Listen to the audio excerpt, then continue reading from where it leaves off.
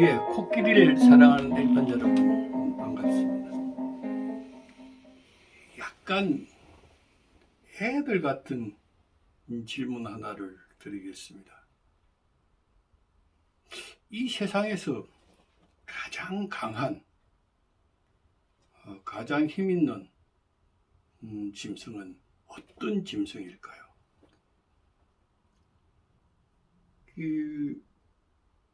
이런 유아적인 질문을 받고 나면 대부분 이제 사자나 호랑이 같은 육식 동물들을 먼저 연상하게 될 겁니다. 왜냐하면 텔레비전 다큐멘터리 같은 걸 보면 이 육식 동물들이 사냥할 때 보면 정말 치열하게 싸우지 않습니까? 그리고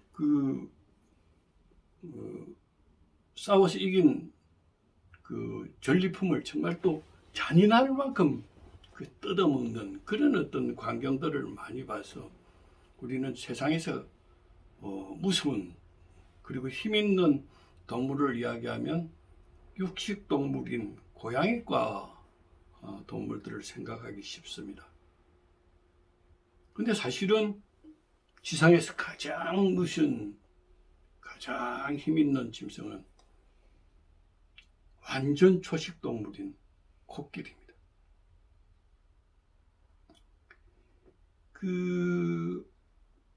우리가 흔히 이야기하는 백수의 왕이라고 이야기하는 사자나 호랑이, 표범 같은 경우에는 생태계가 조금씩 다릅니다. 호랑이하고 표범은 단독 생활을 합니다. 사자는 보통 집단 생활을 하죠.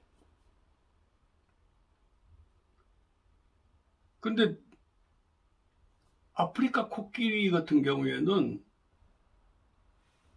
아주 특이한 단체 생활을 합니다.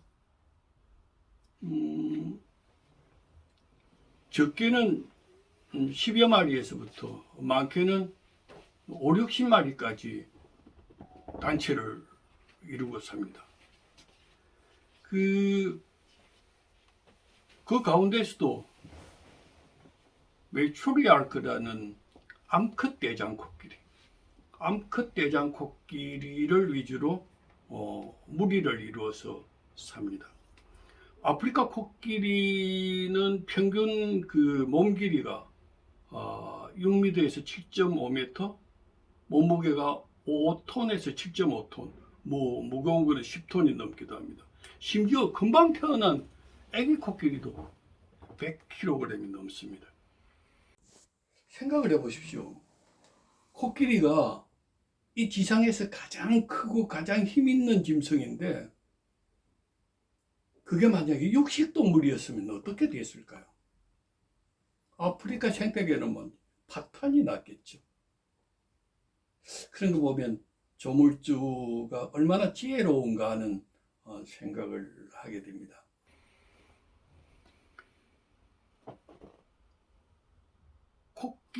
아프리카 코끼리들은 보통 순놈은 한 5살쯤 지나면 밖으로 내보내서 외곽에서 순놈들끼리 느슨한 생태계를 형성하도록 되어 있습니다. 그러다 보니까 같이 모듬 생활하는 본진에는 암컷들과 어린 수컷만 있습니다. 근데 이렇게 코끼리가 단체 생활을 하는데 또 특이한 것은 새끼가 태어나면 어미뿐만 아니라 이모, 고모 같은 성체의 암컷들이 공동으로 육아를 합니다. 그러면 그런 속에서 자란 코끼리들은 공동체 생활이 아주 익숙하고 구성원으로서 협조하고 협력을 하는 겁니다.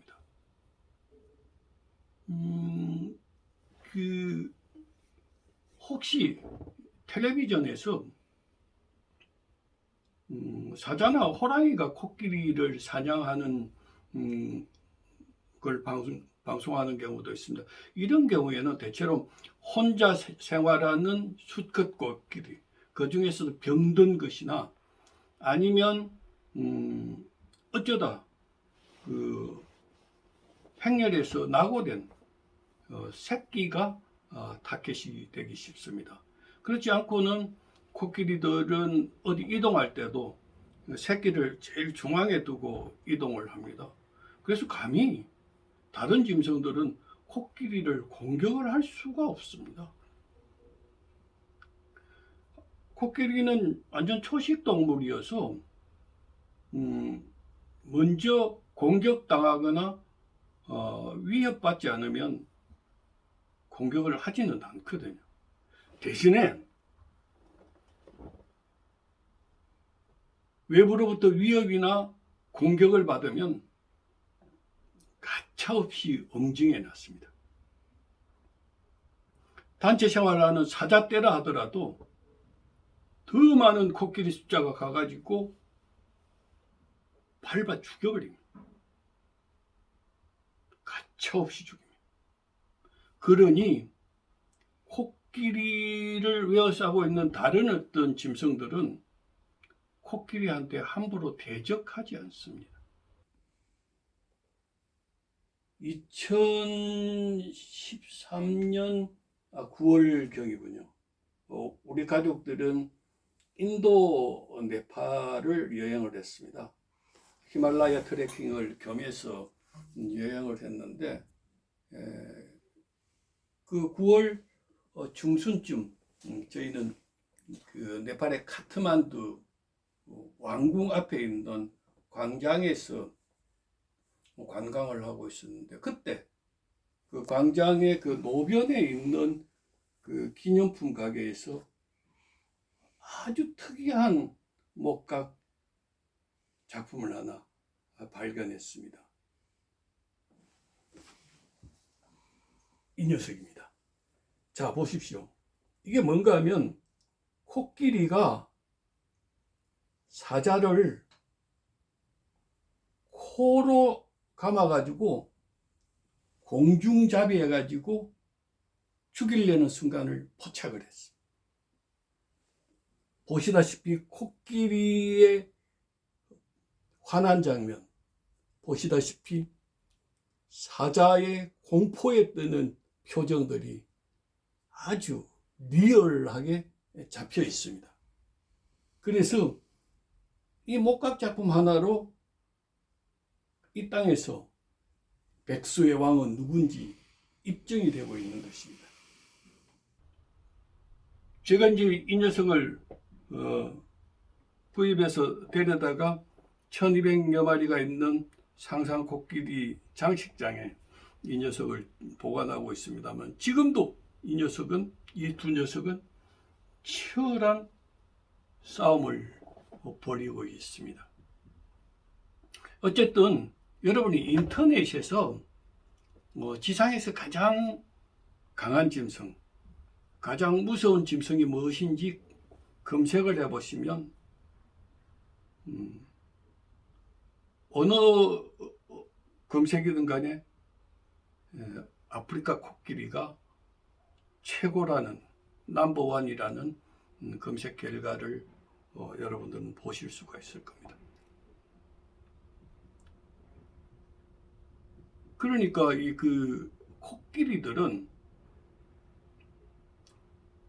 그 덩치, 그 다음에 그 위력에 대해서 따로 어떻게 일일이 보여주지 않아도 다른 짐승들이 그 위력에 대해서 인정한다는 거죠. 건기에 물가로 아프리카 사바나에서 수천, 수십, 수백 마리의 짐승들이 물가로 이동합니다. 그래서 다 와서 물을 먹고 있는데, 서로 물을 먹고 있는 중에도 코끼리 일행이 그 물가에 도착하면 물 마시던 다른 모든 짐승들이 성경 출애굽기에 홍해가 갈라지는 장면처럼 다른 짐승들이 다 자리를 비켜줍니다. 그 무슨 이야기일까요? 코끼리들이 와서 난폭하게 굴지도 않습니다. 그런데도 다른 짐승들이 이미 코끼리의 위력에 대해서 인정한다는 거죠. 이런 과정을 통해 보면 저는 그런 생각을 합니다. 참다운 권력, 참다운 권위는 행사하지 않아도 주변으로부터 인정받고 대접받는 게 아닌가 그런 생각을 합니다. 이거는 아프리카의 사바나의 생태계뿐만 아니라 우리들의 인간들의 삶 속에서도 이런 것을 지향해야 되지 않는가. 우리가 지향점이 참다운 권력에 참다운 어떤 권위의 지향점이 그런 데 있지 않는가 그런 생각을 하기도 합니다. 다음 주에는 모든 코끼리들 조상의 고향이 아프리카인데 아프리카에서 자본주의의 상징인 코카콜라 깡통을 펴가지고 코끼리를 만든 어떤 그런 특이한 상품 하나를 보여드리겠습니다. 서구 자본주의로부터 착취당하고 혹사당하던 그런 아프리카가 이제는 또 다른 어떤 세계의 변화 속에서 적응하면서 자본주의의 상징인 코카콜라 깡통을 아프리카의 상징인 코끼리로 전환하는 그런 어떤 아이러니를 같이 생각해 볼 수가 있겠습니다. 자, 다음 시간에 뵙도록 하겠습니다.